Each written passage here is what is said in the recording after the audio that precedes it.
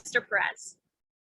Mr. Perez, you ranked ensuring our school boards are at least 50% elected as a low priority of 3 out of 7 on your questionnaire. Of Maryland's 24 school boards, 19 are already fully elected. Up until this year, Baltimore City was the only local education agency in Maryland with a fully appointed school board. This upcoming election will be the first in which Baltimore City residents can vote for 2 out of 9 members of the School Board of Commissioners. Elected school boards are an important democratic pillar, as they can be held accountable to the communities they serve. As the state's executive, you have the ability to use your voice and set a precedent for the General Assembly and decision makers. Can you explain why ensuring democratic equity in school board composition is a low priority for you? You didn't allow us to rank everything high. You said that we had to make choices, and so I had to make choices. I live in a county where everyone's elected, and I love our school board being elected.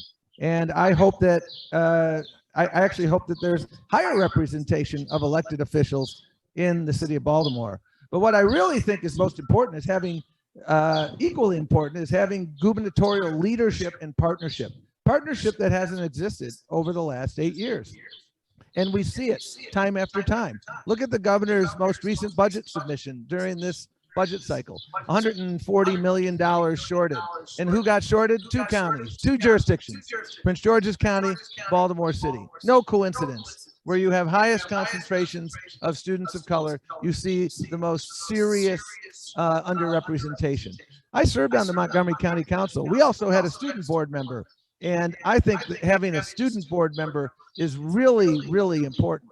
And I also made sure, as others have said, that budgets are indeed moral documents. And I'm really proud of the fact that the MCPS was over half of our budget. And what we need to do here moving forward is make sure that we are making these investments in the long haul. Another reason that the Thornton Commission failed is that there wasn't long-term funding. There also wasn't an implementation board. And Larry Hogan has underfunded that implementation board. He slow walked it. Why? Because he's hoping a Republican wins so that they can absolutely undermine the entire Kerwin framework. That's why it's really important that we're having this forum here. And that's why moving forward, I will absolutely be supporting efforts to have elected school boards and to make sure that you all have a voice everywhere, at a state level, at a county level, at every level.